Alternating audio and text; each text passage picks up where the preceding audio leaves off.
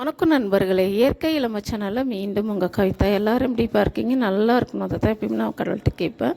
நம்மளுடைய பசு மஞ்சள் 35 கிலோ வாங்கிட்டு வந்தோம்ப்பா. அதில் 15 கிலோ நம்ம குழம்புக்கும் ஊறுகாவுக்கும் எடுத்தாச்சு. மீதி இருக்கிற 20 கிலோ இவ்வளோ தான் காஞ்சி வந்திருக்கு. ஆனால் இது காஞ்சிஷான்னு கேட்டால் இல்லைப்பா, இன்னும் 4-5 நாள் நம்ம காயணும். காயும் போது என்ன ஆகும்னா ரொம்ப சுருங்கிடும். ஏன்னா நம்ம ஒரு ஃப்ரெஷ்ஷாக ஒரு பொருளை வாங்குகிறோம். அதை வாங்கி சீவி அதை காய வச்சு நம்ம எடுக்கும்போது கிட்டத்தட்ட நான் 20 கிலோ அப்படின்னா எனக்கு இதுலேருந்து 3 இல்லை 4 கிலோ அவ்வளோதான் கிடைக்கும்.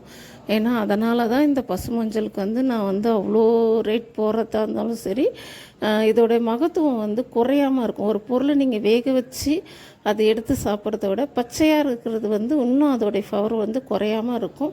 நம்மளோட உடம்புல நோய் எதிர்ப்பு சக்தியிலேருந்து இது கேன்சரே குணப்படுத்துது அப்படின்ற விஷயத்த நான் லேட்டாக தெரிஞ்சுக்கிறதுனால நான் உங்களுக்கு சொல்கிறேன். எனக்கு தெரிஞ்ச விஷயந்தம்மா, எங்கள் ஆயா அந்த காலத்தில் இந்த பசுமஞ்சளை சுட்டு எப்படி குழம்பு வச்சு எங்களுக்கு கொடுத்தாங்களோ அதே மெத்தடு தான். இப்போ நான் நடுவில் எனக்கு இந்த பசுமஞ்சள் எங்கே கிடைக்குதுன்னு தெரியாமல் ரொம்ப கஷ்டப்பட்டேன்.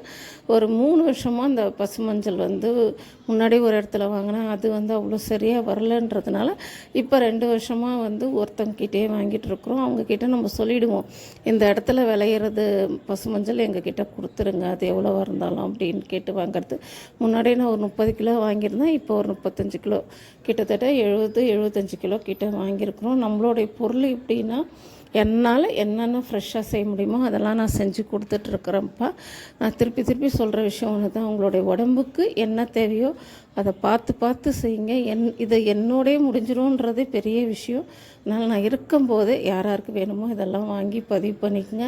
சேஃப்டி பண்ணியும் வச்சுக்கலாம்ப்பா. இதை அரைச்சி நான் பேக்கெட்டாக கொடுத்தாலும் சரி, ஊறுகாவாக கொடுத்தாலும் சரி, தூளாக கொடுத்தாலும் சரி, குழம்பாக கொடுத்தாலும் சரி, ஒரு வாட்டி வாங்கி பாரு.